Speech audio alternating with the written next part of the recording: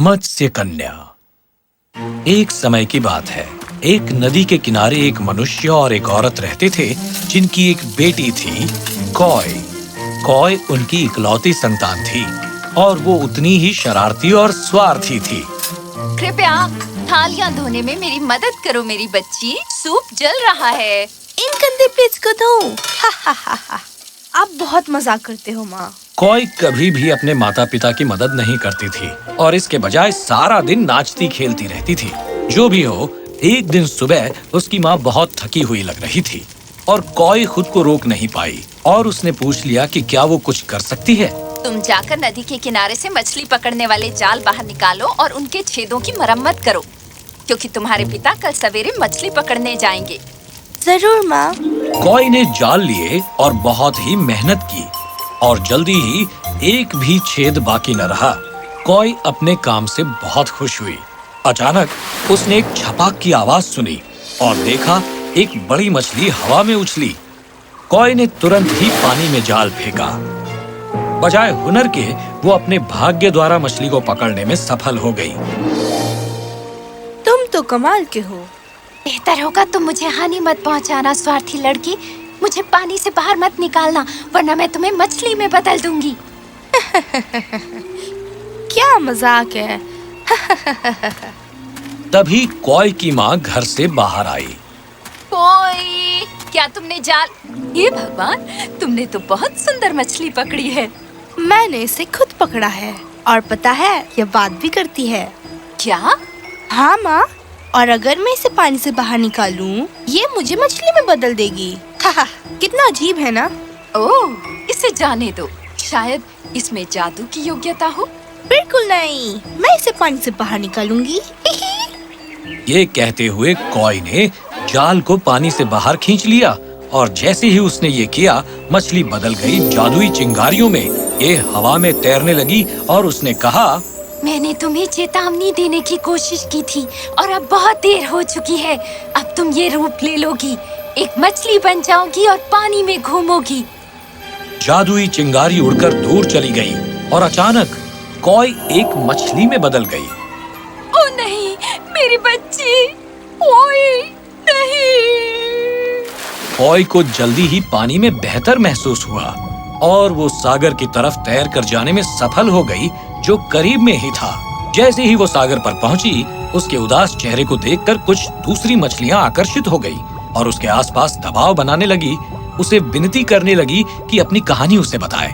तो कॉय ने उन्हें उस घटना के बारे में सब कुछ बता दिया। मैं एक मछली नहीं हूँ, एक लड़की हूँ। कम से कम थोड़ी देर पहले तो एक लड़की ही थी। अगर तुम्हें इससे बेहतर महसूस होगा तो हम सब के साथ यही हुआ है। खुश हो जाओ, हमारे साथ आओ, हमारी रानी से मिलो। वो बहुत ही दयालु और बढ़िया रानी है। कॉय को थोड़ा डर लगा, पर क्योंकि वो अकेले रह जाने से ज्यादा भयभीत थी, वो उनके पीछे चल पड़ी। वो दूसरी मछलियों के साथ और गहराई में तैरी और जल्दी ही सागर के तल तक पहुंच गई। आखिर हम यहाँ पहुँच गए। कॉय को एक बहुत ही सुंदर महल देखकर बहुत आश्चर्य हुआ। वाव! तुम कौन हो और तुम कहाँ से आई हो? कॉय पहले हिचकिचाई, पर दूसरी मछलियों ने उसे आगे धकेला और उसने सब कुछ महारानी को कह सुनाया। मैं भी कभी एक लड़की थी, एक राजकुमारी कहा जाए तो।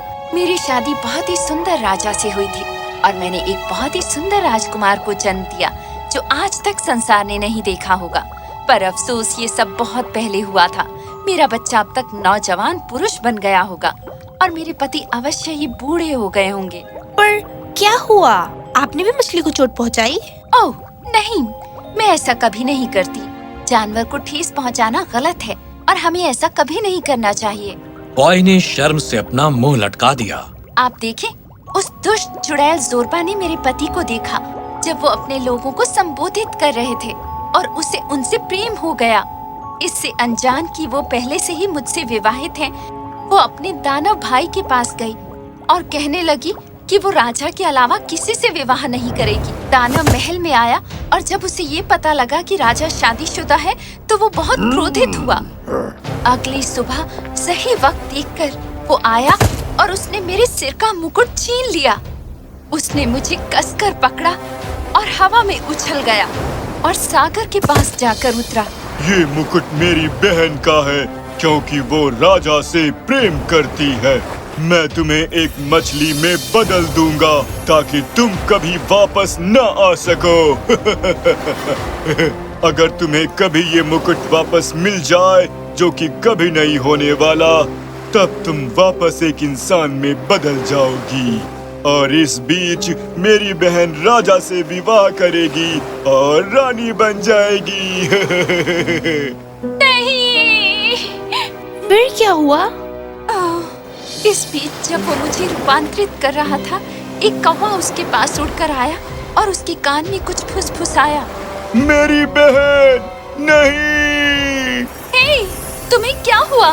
उसकी बहन को ये पता लग गया कि वो राजा शादीशुदा है, इसलिए उसने अपनी जान दे दी।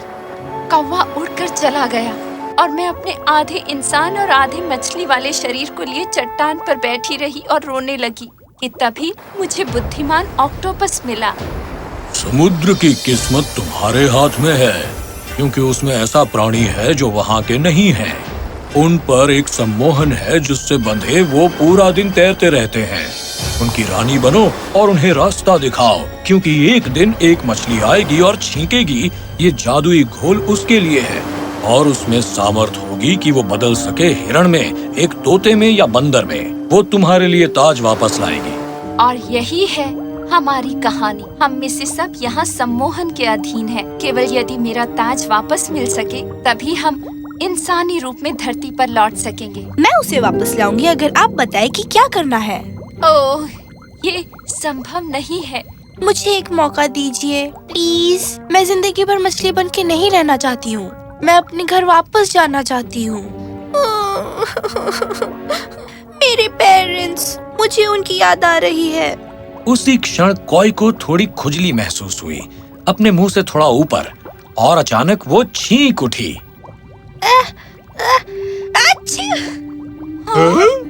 हाँ? अरे तुम ही वो हो। हाँ, तुम ही वो हो। और अचानक एक आशा की किरण फूट पड़ी उन समुद्री प्राणियों में। ये लो, ये जादुई घोल लो और इसे पी लो। कॉय थोड़ा हिचकिचा रही थी जब उसने अपने आसपास देखा। मेरी सलाह मानने पर तुम्हें कोई खतरा नहीं होगा। इसे पीकर धरती पर जाओ और ऊंची पर्वत की चोटी पर जाओ, जहाँ उस दानव का किला है। पर याद रहे कि तुम्हें बहुत सावधान रहना है, क्योंकि यदि वो तुम्हें देख लेगा तो तुम्हें चोट पहुँचाएगा। इस जादुई घोल में शक्ति है तुम्हें बदलने की, एक हिरन में, एक तोते या एक बंदर में भी। तुम्हें बस अपना सिर हिलाना होगा और वो नाम पुकारना होगा। कॉय ने थोड़ा सिर हिलाया और जादुई घोल पी गई, और उसने दूसरी मछलियों को अलविदा कहा और निकल पड़ी ताज लाने के लिए। All the best coy.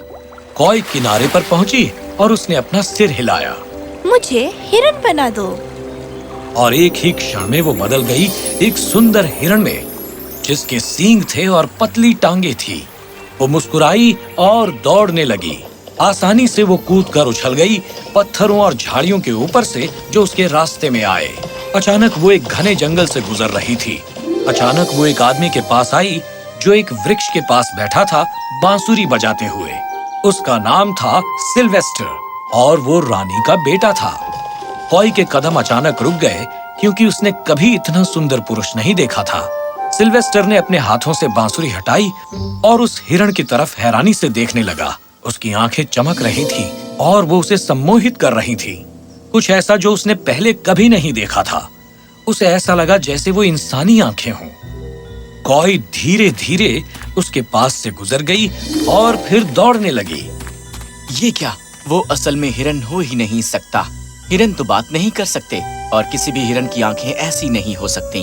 क्या वो कोई परी है या जादुई लड़की है? कॉय दानव के किले पर पहुंची और उसकी सांसें फूल रही थी और उसने अपना सिर हिलाया। मुझे बंदर बना दो। जल्दी ही वो ऊंची टहनियों पर झूलने लगी, एक पेड़ से दूसरे पेड़ पर छलांग लगाते हुए। कॉय उस कमरे में पहुंची जहां दानव लेटा था और खर्राटे ले रहा था। मुझे अपना रूप बदलना होगा, वरना वो एक बंदर को ताज नहीं देगा। वो बदल गई गुलाबी और स्लेटी रंग के तोते में और दानव के ऊपर खुदक कर गई। जब दानव ने अपनी आंखें खोली, कॉय ने कहा, मैं यहाँ ताज लेने के लिए आई हूँ। मुझे इसी वक्त दे दो। तुम्हारी बहन मर चुकी है और ये ताज तुम्हारे कोई काम का नहीं है। शांत हो जाओ प्लीज। मुझे मारकर तुम्हारी बहन वापस नहीं आएगी, और वैसे भी तुम रानी के पुराने दिन वापस लौटा नहीं सकते, जिसे तुमने आधी मछली बना दिया था। ये सुनकर तुरंत ही दानव भौंचक्का रह गया, क्योंकि वो पूरी तरह भूल गया था कि उसने रानी के साथ क्या किया था। ये क्या? वो रानी? हाँ रानी, मैं कितना बेवकूफ हूँ कि मैं उसके बारे में भूल गया। कोई बात नहीं, इतनी देर नहीं हुई है। तुम ताज मुझे दे दो, मैं उसे रानी को दे दूंगी।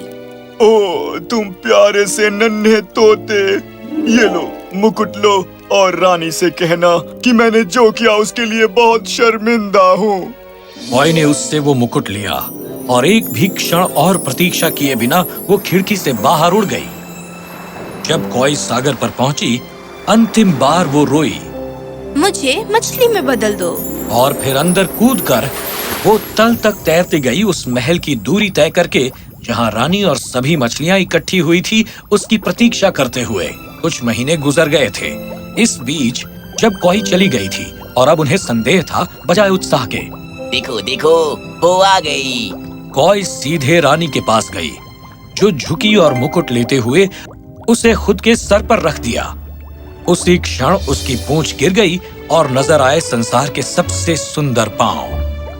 वो लड़कियां जो उसके आसपास घेरा बनाए थी, उन्होंने भी अपने शल्क झाड़ दिए और वापस लड़कियां बन गई। ये तुम हो जिसने हमारा जीवन हमें वापस लौटाया है। तुम ओए मेरी प्रिय, तुमने एक बहादुरी का काम किया है। मैं जितना धन्यवाद करूं कम है। तुमने हम सब के लिए अपनी जान जोखिम में डाली। याद रखना, तुम अच्छे इंसान नहीं बन सकते यदि तुम स्वार्थी और दयाहीन हो दूसरे इंसानों और जानवरों के प्रति। मैं अपना सबक सीख गई हूँ रानी माँ। मैं कभी भी किसी के साथ बुरा सलूक नहीं करूँगी। और इस तरह उन्होंने विदा ली खुशी खुशी। जब कॉय घर पहुंची, उसके माता पिता आनंद से उछल पड़े और उन्होंने उसे गले लगा लिया।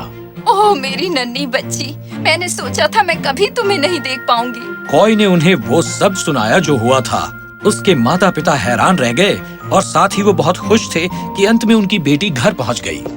इस बीच रानी महल में पहुंच गई थी और राजा और राजकुमार को उसने सब कुछ बता दिया।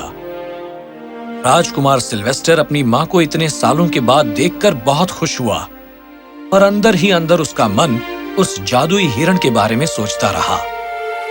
क्या हुआ बेटे? क्या तुम अपनी माँ से मिलकर खुश नहीं हुए? मैं खुश हूँ माँ, बस बात यह है कि खैर छोड़िए, इस बात को कोई समझ नहीं पाएगा। मुझे बताओ, ऐसी कोई बात नहीं जो एक माँ अपने बच्चे के बारे में ना समझ पाए। सिल्वेस्टर ने अपनी माँ को उस जादुई हिरण के बारे में सब कुछ बता दिया, जिसकी आंखें सम्मोहन से भरी थीं, जिसे सुनकर रानी बहुत हंसी। ओह कोई कोई, आप ये क्या बात कर रही हैं माँ? मेरे बेटे, तुम मेरे साथ क्यों नहीं आते हो? हाँ, कौन है? ओह, मेरी रानी। और ये है मेरा बेटा सिल्वेस्टर।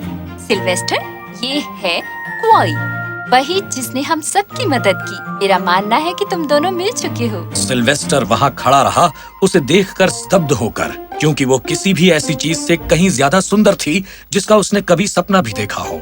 उसने अपना सारा हौसला खो दिया और उसके सामने सिर झुकाकर खड़ा हो गया। कॉय मुस्कुराई और उसके पास जाकर खड़ी हो गई। दोनों एक दूसरे को ऐसे देखते रहे जैसे वक्त थम गया हो।